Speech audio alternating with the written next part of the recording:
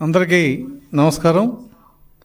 ఆంధ్రప్రదేశ్ చరిత్రలో సువర్ణాక్షరాలతో రాసే రోజు రావటానికి కొద్ది గంటలు మాత్రమే ఉంది. అది మే 2, 2025 సంవత్సరం. ఎందుకంటే రెక్కల దిగిపోయిన పక్షిలాగా అమరావతి రాజధాని అనుకున్న దాన్ని జగన్మోహన్ రెడ్డి ప్రభుత్వం ముక్కలు చేసి 3 రాజధానులని చెప్పి అమరావతిని పూర్తిగా విధ్వంసం చేసి ఇది శ్మశానం అని కూడా కామెంట్ చేసిన ప్రభుత్వం అది. అక్కడి నుంచి మరి అమరావతి రైతుల కష్టం, వాళ్ళ పోరాటం, న్యాయ పోరాటం, తెలుగుదేశం, బీజేపీ, జనసేన రాజకీయ పోరాటం అన్నీ కలిసి ఇవాళ అమరావతి రాజధానిని రీబిల్డ్ అమరావతి అంటే అమరావతి 2.0 అది ఏ పేరుతో పిలిచినా అమరావతిని పునర్నిర్మాణం చేస్తున్న శుభదినం రేపు. దానికి ప్రధానమంత్రి గారు రావటం ఇంకా ఆనందదాయకం. ఈ ఎన్నికల్లో ప్రజలు ఇచ్చిన తీర్పు కూటమికి 124, వైసీపీకి 11. అంటే ఈ తీర్పు బట్టి ప్రజల యొక్క కోరికలు, ప్రజల యొక్క భావాలు ఎలా ఉన్నాయనేది వైసీపీ ప్రభుత్వం, వైసీపీ నాయకులు ఇప్పుడు తెలుసుకునే ఉంటారు. కేంద్రం కూడా చాలా ఉదారంగా అమరావతికి సహాయం చేయటం, అలాగే దానికి కావాల్సిన లోన్లు, రుణ సదుపాయం ఇవన్నీ కూడా ఏర్పాటు చేయటం అనేది చాలా సంతోషించదగ్గ విషయం.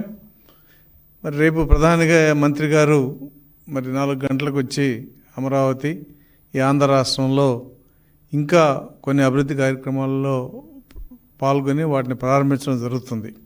ఈ సందర్భంగా ప్రజలందరూ గుర్తుపెట్టుకోవాల్సిన విషయం, వైసీపీ చేసిన దుష్ప్రచారం, ఇది ఒక కులానికి చెందింది, ఒక ప్రాంతానికి చెందింది, లేదంటే ఇది మునిగిపోతుంది, ఈ నేల కట్టడానికి పనికిరాదు, ఇలా ఇది శ్మశానం, ఎన్ని గ్రాఫిక్స్, ఇది టెంపరీ క్యాపిటల్ కట్టి డబ్బులు నష్టపరిచాడు, ఇటువంటి ఆరోపణలు ఎన్ని చేసినా ఒక తుఫానికి, భూకంపానికి, వరదలకి నిలబడ్డ ఒక కొండరాయిలాగా మరి ప్రజల సంకల్పం బలం ఇవాళ అమరావతి నిలబడి మరి బిల్లు పెట్టినా కూడా ఆ బిల్లుని కౌన్సిల్లో ఆ రోజున్న మేమంతా కూడా దాన్ని ఎదిరించి అమరావతిని చట్టబద్ధం కానివ్వకుండా 3 రాజధానులు చట్టబద్ధం కానివ్వకుండా ఉంటాకి చేసిన పోరాటాల ఫలితంగా ఇవాళ అమరావతి పునర్నిర్మాణం సాగుతుంది.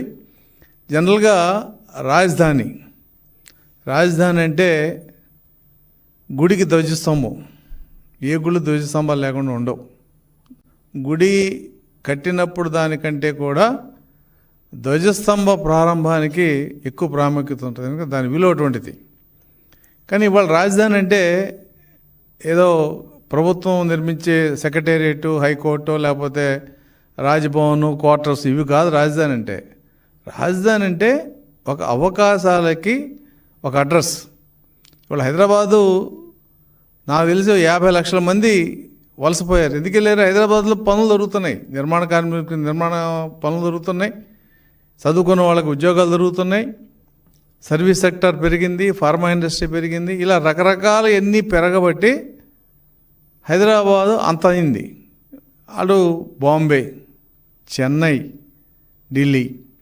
ఇవాళ ఢిల్లీ 1937లో కట్టినప్పుడు ఢిల్లీలో ఏముంది? ఏం లేదు. కలకటా నుంచి బ్రిటిష్ వాళ్ళు 1911లో ఆ మత గొడవలకి ఢిల్లీ వచ్చినప్పుడు ఢిల్లీలో ఉన్న ముస్లిం ఇన్ఫ్రాస్ట్రక్చర్ బట్టి ఇక్కడ ఉంటే బాగుంటుందని చెప్పి వచ్చి ఆ లిట్నెస్ని పిలుచుకొచ్చి మరి న్యూఢిల్లీ కట్టించారు. ఒక 200 సంవత్సరాలకు సరిపోద్దని చెప్పి కట్టబట్టి వాళ్ళ న్యూఢిల్లీ రాజధాని ప్రాంతంగా ఉంది. కానీ ఢిల్లీ అంటే కేవలం పార్లమెంటు, రాష్ట్రపతి భవను, ఎంపీ క్వార్టర్స్ కాదు. ఢిల్లీలో ఎన్నో అవకాశాలు, ఎన్నో గవర్నమెంట్ కాంప్లెక్స్లు, అక్కడ ఉద్యోగాలు.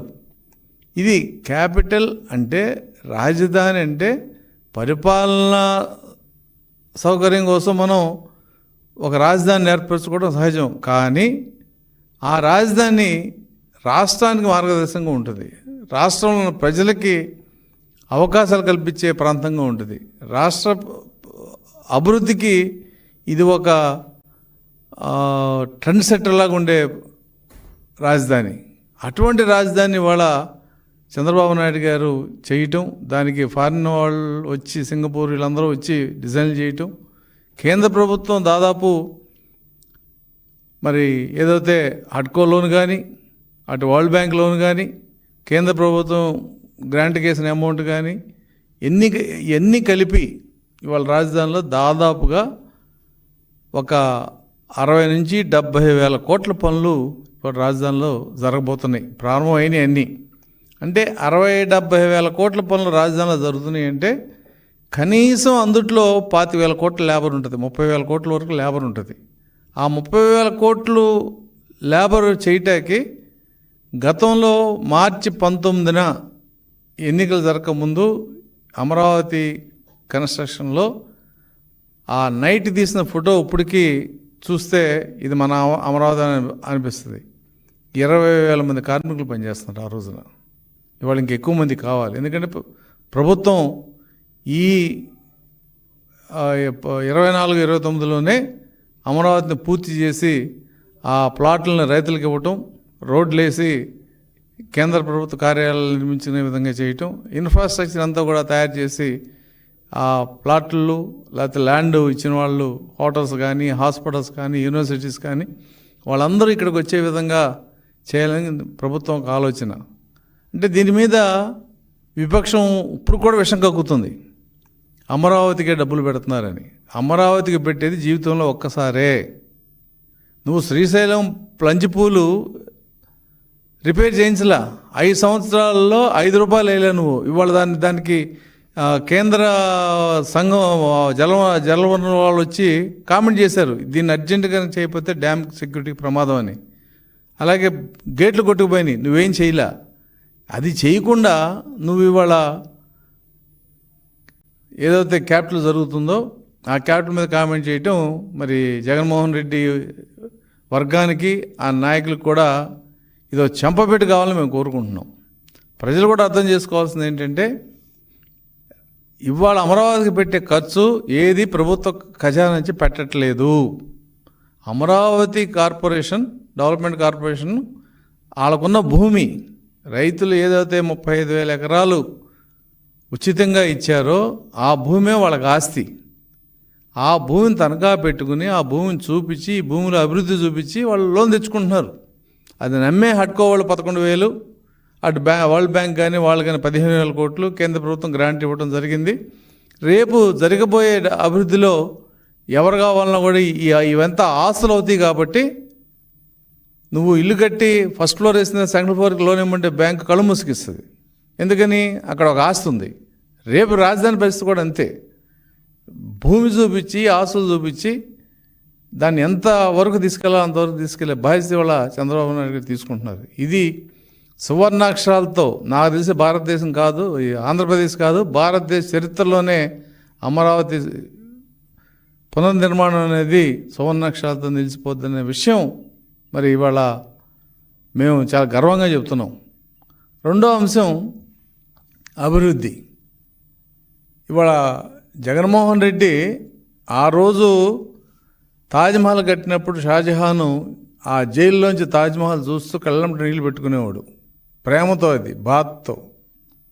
కానీ ఇవాళ నేను చెప్తున్నాను, 2029కి ఈ రాజధాని చూడలేక కళ్ళు మూసుకుని చీకటి గదిలో గడపాల్సిన పరిస్థితి జగన్మోహన్ రెడ్డికి వస్తుంది. ఎందుకంటే అతని మనస్తత్వం అది.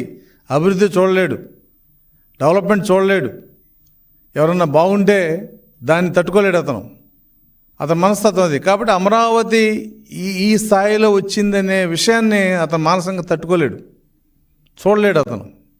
ఆ ధైర్యం ఉంటే రేపు అమరావతికి వచ్చి ప్రధానమంత్రి గారు వచ్చే సభకి అతను ఇప్పటికైనా సరే అతను చేసిన తప్పుని సరిదిద్దుకునే అవకాశం ఉంటుంది. కానీ అతను రాడు. ఎందుకంటే అతను ఒక సైకలాజికల్ డిసీజ్ ఉన్న వ్యక్తి అతను. కాబట్టి ఆ పార్టీ చేసే నాయకుల యొక్క స్టేట్మెంట్లు కానీ, ఆ పార్టీ చెప్పే విషయాలు కానీ ఇవేమీ ఇవాళ ప్రజలు నమ్మే పరిస్థితిలో లేరు. రాజధానిలో 35,000 ఎకరాలు రైతులు ఇచ్చారు, 1,630 రోజులు పోరాడారు, మహిళలను కొట్టించావు, వీడియోలు తీయించావు, డ్రోన్లతో చేయించావు, ఎస్సీల మీద ఎస్సీ కేసు పెట్టించావు, వాళ్ళ యాత్రను అడ్డుకున్నావు, ఎక్కడికి వెళ్ళలేదు వాళ్ళని. ఇన్ని రకాల యాత్రను పెట్టినా కూడా వాళ్ళు 1631 రోజులు అంటే మళ్ళీ ఈ ప్రభుత్వం వచ్చే వరకు కూడా వాళ్ళు నిరాహారదీక్షలు చేస్తూ ఉన్నారు.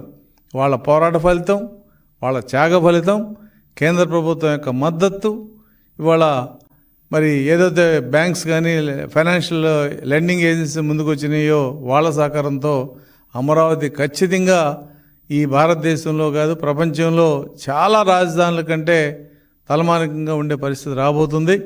కాబట్టి ప్రజలు దీన్ని గమనించి ఇది మన రాజధాని, మనకిక్కడ హక్కు ఉంది.